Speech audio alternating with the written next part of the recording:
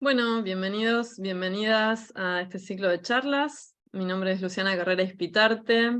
La charla de hoy va a tratar sobre cambio climático y alimentación, una mirada desde la filosofía, que es mi área de conocimiento. Yo soy profesora de filosofía de la Universidad Nacional de La Plata, en Argentina.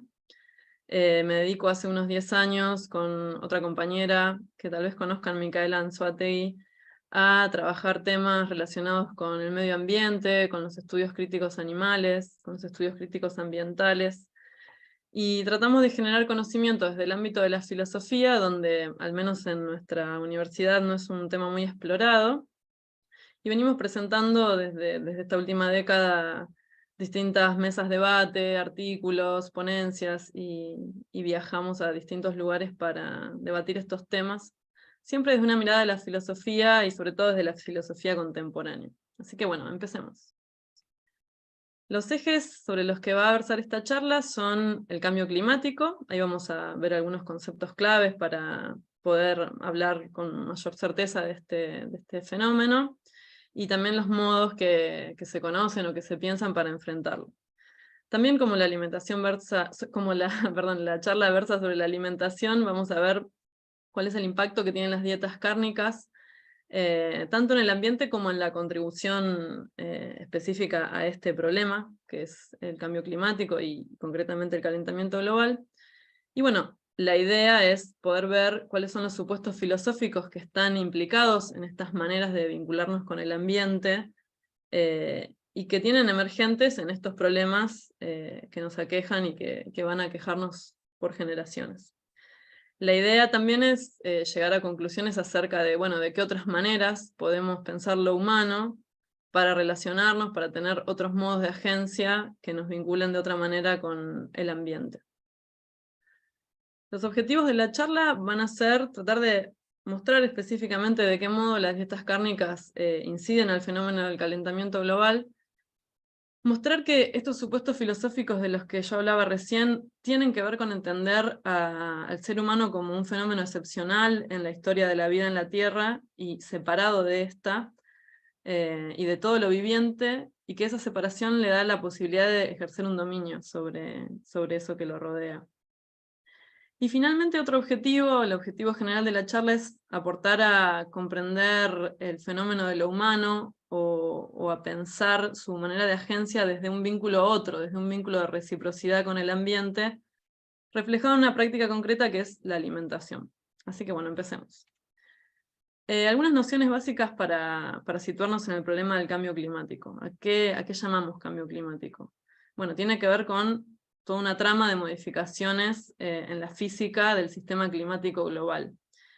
Estas modificaciones son naturales, han acontecido en otros momentos de la historia de la Tierra, pero lo que tiene de diferente este fenómeno, en este caso, en nuestro caso, es que tiene una velocidad excepcional que no se ha registrado antes, y que su origen es antrópico, o sea, tiene un origen humano este cambio.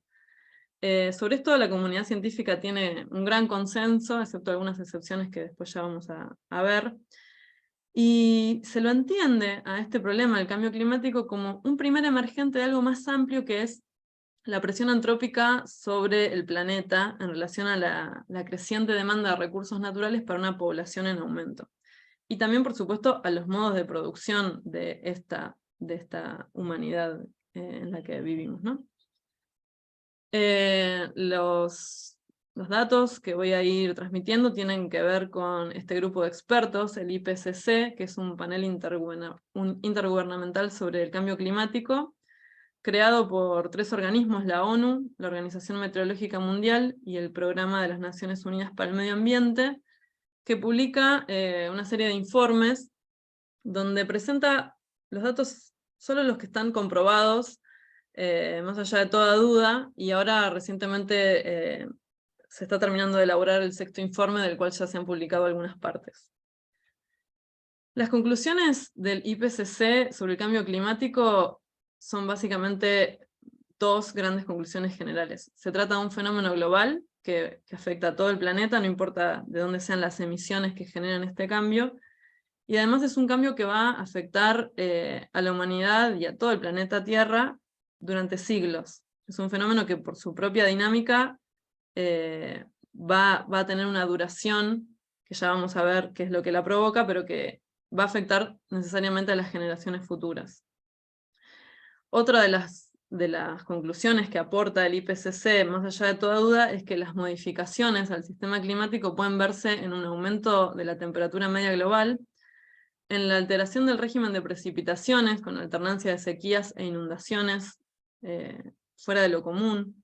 Después también un aumento en la frecuencia de las olas de calor o de frío, y también un aumento en la ocurrencia de fenómenos climáticos extremos, por ejemplo los huracanes. Para hablar de cambio climático tenemos que hablar de efecto invernadero, que es una acción natural de la atmósfera que tiene que ver con retener las radiaciones electromagnéticas que emite la Tierra, y en esa retención se arma, bueno, como la palabra le indica, como un invernadero de los que conocemos, se genera como una temperatura que es 30 grados más alta de la que la Tierra tendría si no tuviera atmósfera.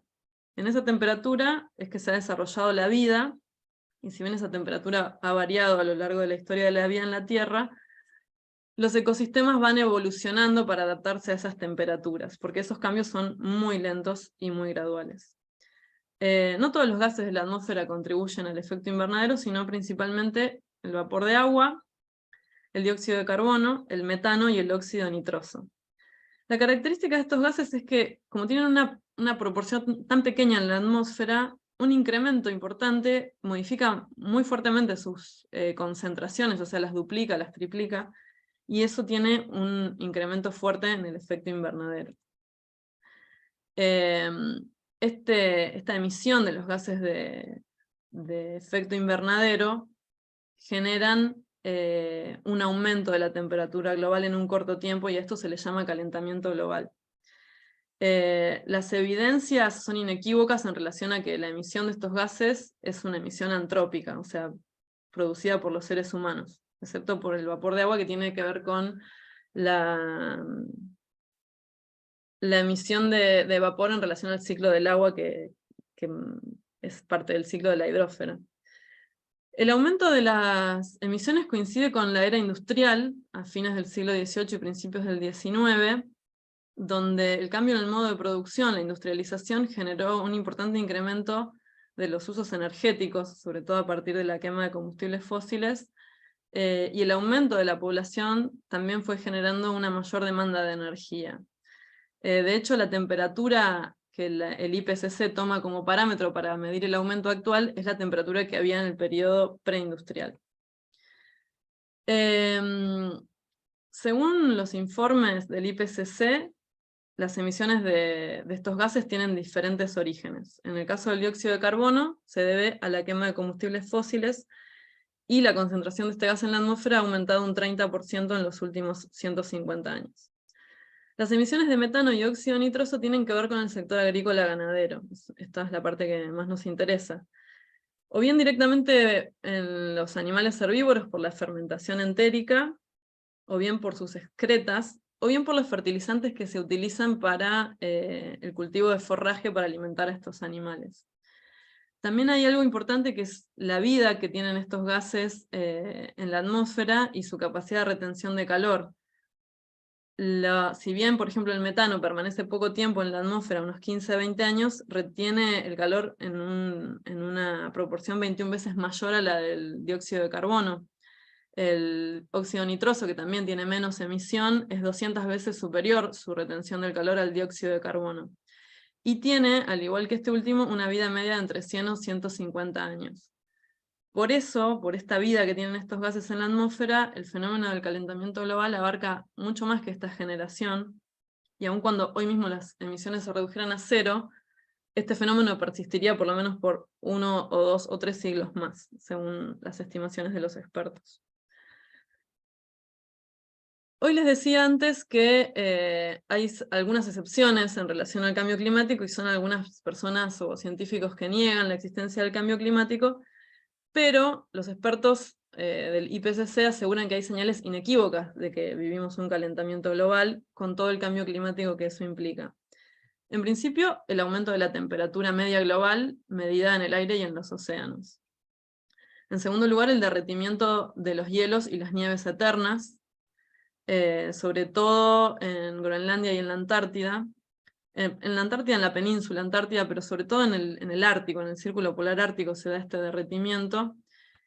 Y otra señal inequívoca es el aumento en el promedio del nivel del mar, o bien por la expansión térmica del agua, por el aumento de la temperatura, o por la fusión de estas masas de hielo. Bueno, ¿y cuáles son las consecuencias del cambio climático? En principio, como ya habíamos dicho, la exposición y la vulnerabilidad de las poblaciones humanas a los desastres climáticos y al aumento del nivel del mar, sobre todo en las poblaciones costeras que están por debajo del nivel del mar, por ejemplo Bangladesh, que es una zona estuarial, o algunas islas del Pacífico Sur, o también los Países Bajos. Y otra de las consecuencias es la degradación de ecosistemas que han estado en equilibrio, como decía antes, con ciertas temperaturas a lo largo de milenios. Eso atañe a todo el planeta, más allá de nuestra especie particular, lo que nos pasa en nuestra vida cotidiana, porque afecta al equilibrio de todos estos ecosistemas. Un ejemplo es la variación en la temperatura a la que es muy sensible el fitoplancton. Hay un montón de organismos que consumen fitoplancton y que organizaron sus épocas de reproducción en relación a las floraciones de fitoplancton. Como estas floraciones ahora se producen antes por el cambio climático, se genera todo un desfasaje en esa cadena alimenticia que hace que muchos ecosistemas se pongan en riesgo. Y después, obviamente que hay especies vegetales y animales que pueden ir con el tiempo reproduciéndose en latitudes más altas para escapar al calentamiento global, pero otras que son endémicas van a tender a desaparecer o a extinguirse. ¿Qué se puede hacer frente a este fenómeno? Bueno, en principio, como decíamos que es un fenómeno global, no hay una parte del planeta que no esté afectada, y también decíamos que es un fenómeno de muy largo plazo, las acciones que se piensan son dos: estrategias de adaptación para las poblaciones humanas, que tienen que ver con la estructura, la infraestructura de las ciudades, la educación para que la gente pueda adaptarse a diferentes eventos climáticos y saber cómo actuar. Y la otra estrategia, que es la que se propone siempre en las conferencias sobre el clima, o por ejemplo en el protocolo de Kioto, es la mitigación de la emisión de los gases de efecto invernadero. Esa mitigación tiene que ver con modificar las matrices productivas de los países, sobre todo de los países industrializados, o de los países que explotan hidrocarburos, o que utilizan quema de combustibles fósiles para su producción. La pregunta que atraviesa un poco esta charla es, bueno, ¿qué podemos hacer nosotros, nosotras? ¿Cuál es nuestra capacidad de agencia? En general, la posibilidad de tener luchas colectivas, comunitarias, sociales, o generar grupos de presión para que las matrices productivas de los países que habitamos se modifiquen, si bien son estrategias válidas, son indirectas, porque no hay en general referéndums vinculantes acerca de las matrices productivas que los países eligen tener. Pero hay otros medios directos que tienen que ver con la revisión y modificación de nuestras prácticas cotidianas que de algún modo contribuyen al calentamiento global, como vimos. Una de estas prácticas centrales es la alimentación.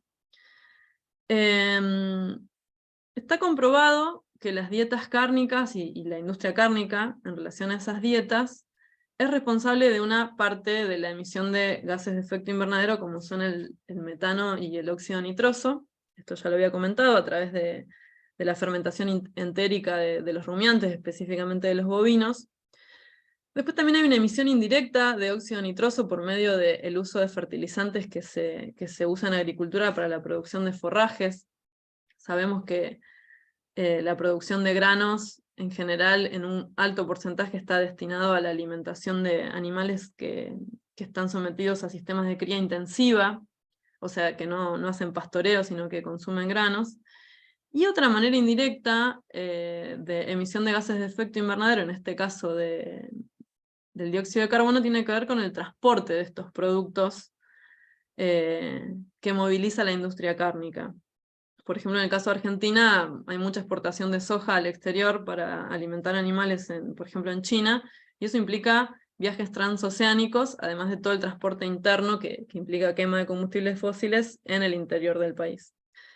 Hay un informe que ya es un poco viejo, pero es el último que encontré del Inventario Nacional de Gases de Efecto Invernadero en Argentina, que dice que si bien el sector energético emite un 53% de los gases de efecto invernadero, o por lo menos en ese año, en el 2014, la agricultura y la ganadería y la silvicultura emitieron un 39% de estos gases. O sea que es un porcentaje bastante elevado.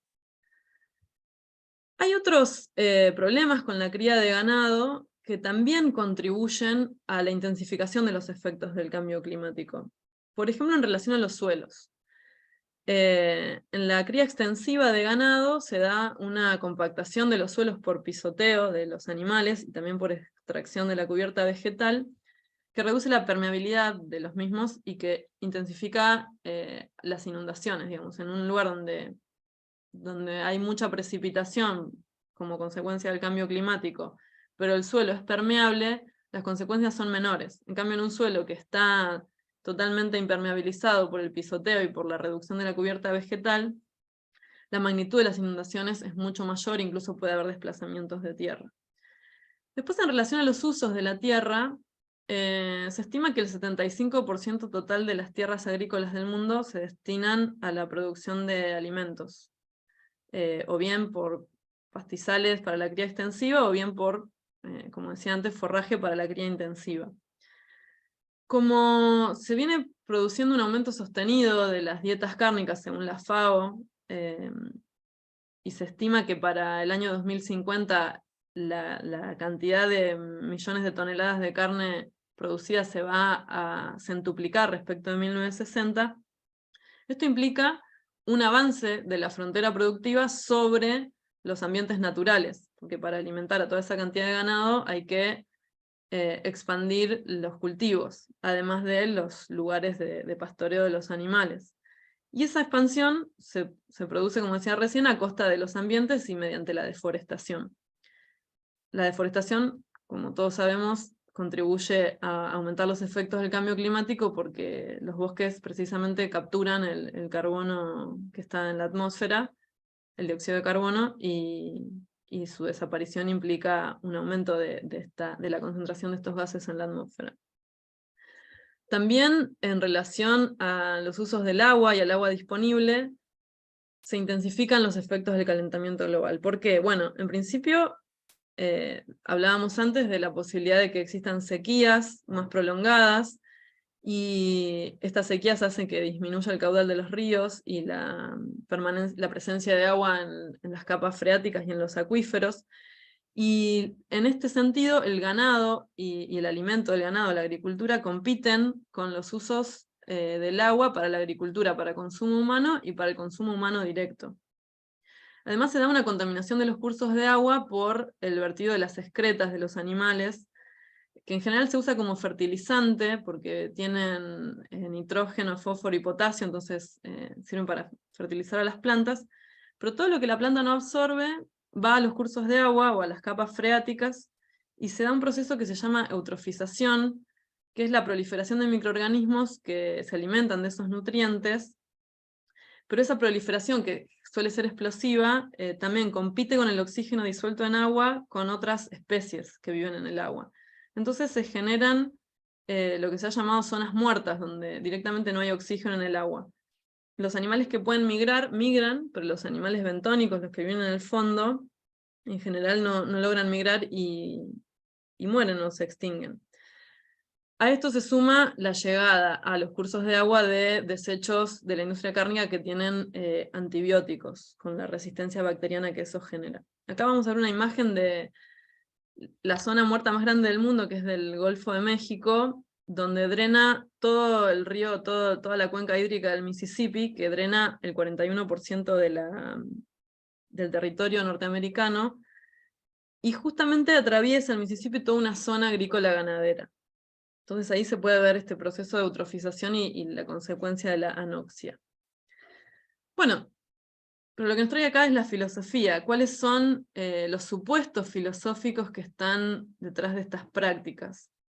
Yo voy a tomar a Martin Heidegger, que es el filósofo en el que me especializo, y toda la obra de este filósofo está atravesada por una crítica a la idea de la centralidad del sujeto humano, que este filósofo sitúa como a partir de la era moderna, a partir de la filosofía moderna, también le interesan a este filósofo las consecuencias prácticas que tiene esa centralidad de lo humano.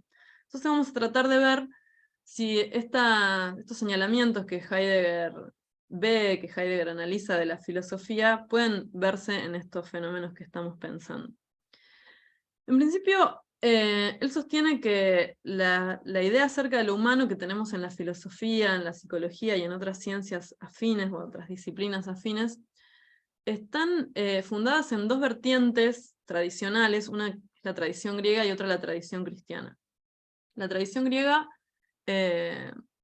entiende al ser humano como un animal racional, y la definición cristiana como una criatura hecha a imagen y semejanza de Dios.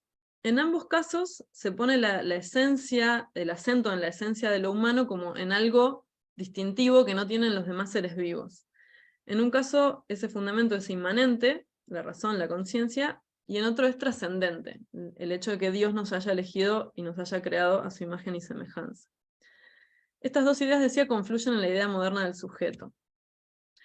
En otra conferencia de 1938 de Heidegger, que se llama La época de la imagen del mundo, este filósofo analiza cómo fue cambiando la concepción de lo humano a lo largo de la historia de la filosofía occidental, y sostiene, o cree ver, que el fundamento metafísico de una era se manifiesta, está supuesto, esto es lo que estamos tratando de ver, en todos los fenómenos que caracterizan a esa era. ¿Cuál es el fundamento metafísico de nuestra era? Que para Heidegger arranca en la filosofía moderna y continúa hasta hoy. Bueno, es la idea del hombre en una posición de sujeto, ya vamos a ver de qué se trata, y la transformación del mundo que rodea a este sujeto en una mera representación o una imagen en la conciencia de este sujeto. Esta acción de representación, de representar, de poner ante sí, hace que el hombre se distancie del mundo, lo vea como algo externo a él, y de esa manera pueda anticipar los fenómenos que se suceden a él, calcularlos, volverlo disponible y en un sentido muy amplio, dominarlo. Como les decía recién, ¿qué significa este término sujeto? Bueno, el sujeto, la palabra subjectum, indica algo que reúne todo sobre sí, como si eso fuese un fundamento.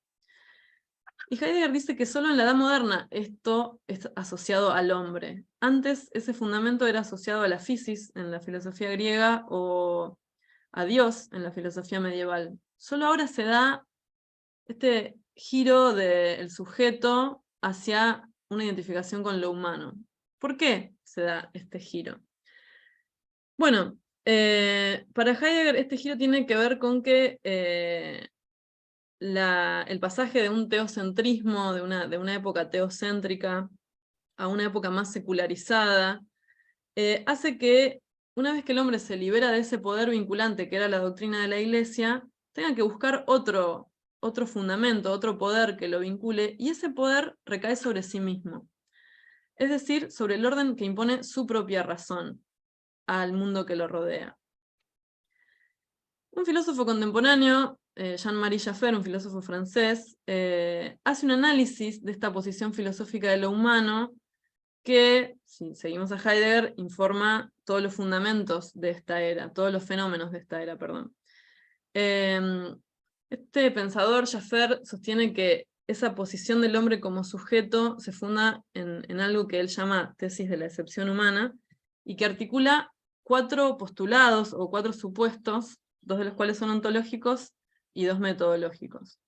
Estos supuestos, para Jaffer, así como esta tesis que veíamos de Heidegger, permean tanto las ciencias sociales y humanas como todos los desarrollos científicos actuales y las prácticas socioeconómicas, y también el sentido común de Occidente. Estos 4 postulados que conforman la tesis de la excepción humana son los siguientes, que vamos a ver que vamos a poder ir viendo en lo que hablamos antes de los fundamentos filosóficos.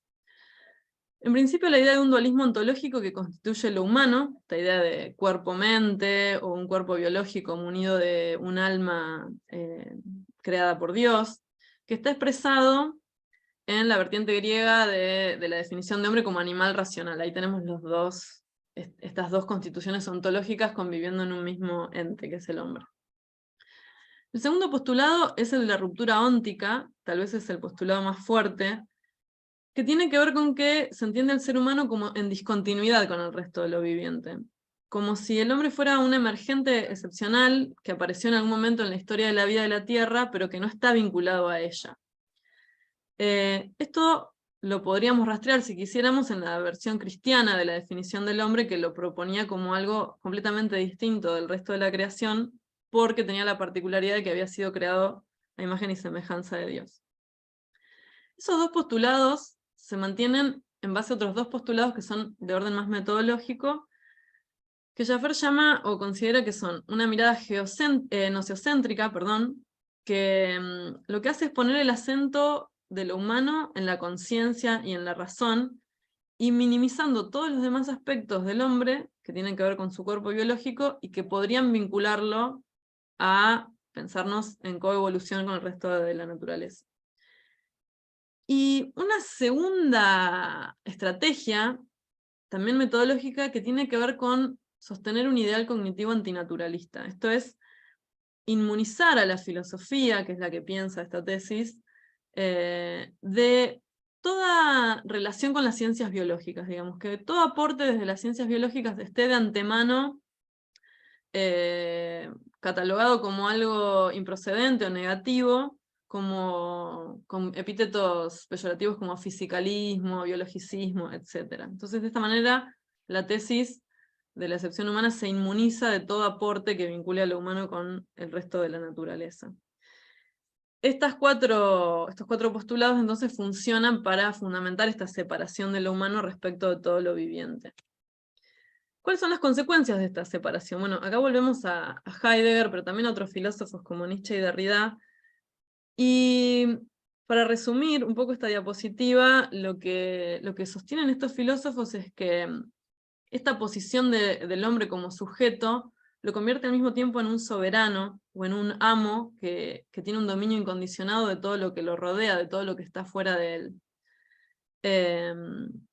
En unas conferencias muy famosas de Heidegger de 1953, La pregunta por la técnica, Heidegger desarrolla la idea del ente como representación en la conciencia de un sujeto, y sostiene que entonces el modo de entender todo lo que nos rodea, que, digamos, que se desarrolla en la época de la técnica, en la era de la técnica, es el modo de ser de la disponibilidad.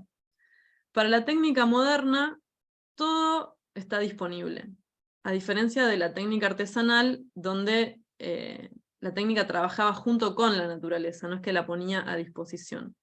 La técnica moderna se caracteriza, dice Heidegger, por un emplazamiento o una intimación o una imposición a la naturaleza para que se ponga a disposición de lo humano. Y estos fenómenos, para Heidegger ya en el año 53, iban configurando lo que él llamaba la devastación de la tierra. ¿Qué podemos hacer entonces frente a estos fenómenos? Muchos comentadores de Heidegger se preguntan, bueno, Heidegger está proponiendo volver a la vida rural, o en términos del IPCC, a la era preindustrial. Lo que propone Heidegger es un pensar meditativo. Frente al pensar calculante que avanza sobre las cosas en esta manera del dominio y de la disponibilidad con que piensa los entes, él propone un pensar meditativo que está caracterizado por la demora, por un permanecer junto a las cosas, por un abstenerse de manipularlas de manera impositiva y de manera avasallante. Un pensar que se detiene y que queda junto a las cosas tratando de descubrir sus propios ritmos, sus propias maneras. Voy a leer esta cita de un texto que se llama Serenidad, que es de 1955, en una época muy cercana a la pregunta por la técnica, donde Heidegger caracteriza este pensamiento y dice: es suficiente que nos demoremos junto a lo próximo y que meditemos acerca de lo más próximo, acerca de lo que concierne a cada uno de nosotros aquí y ahora. Esa sería un poco la manera que tiene Heidegger de pensar nuestro accionar en este mundo frente a este fenómeno de la devastación de la tierra. ¿Cómo se traduce todo esto en términos prácticos? En términos de lo que nos interesa en esta charla y en este ciclo de charlas. Bueno, habíamos visto que uno de los las maneras de pensar las acciones frente al cambio climático es la mitigación, la mitigación en la emisión de gases de efecto invernadero. Y habíamos visto también que en relación a esa mitigación, una acción directa que tenemos o que está en nuestras manos tiene que ver con la alimentación. Vimos también cómo las dietas cárnicas contribuyen en mucho a la emisión de esos gases. Y ahora vamos a ver un poco cómo, muy brevemente, las dietas basadas en plantas suponen, según muchos informes, muchos expertos, una emisión mucho menor de los gases de efecto invernadero y también una menor huella ecológica, una menor huella hídrica, un menor uso de agua, un menor uso de emisiones por quema de combustibles fósiles, un uso del suelo que tiene que ver más con respetar los ciclos de la tierra.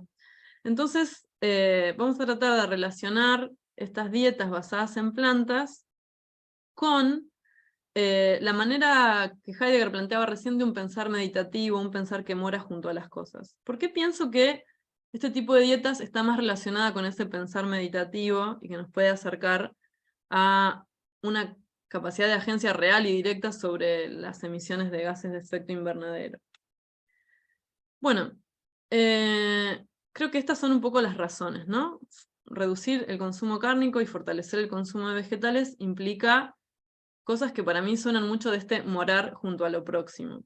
En principio, fortalecer el mercado local y de cercanía, porque en general las ciudades tienen cordones frutihortícolas que proveen directamente a las ciudades de frutas y verduras, y que por esa cercanía permiten unos traslados mucho menores, un recorrido mucho menor del productor al consumidor y por lo tanto una reducción de la emisión de gases de efecto invernadero.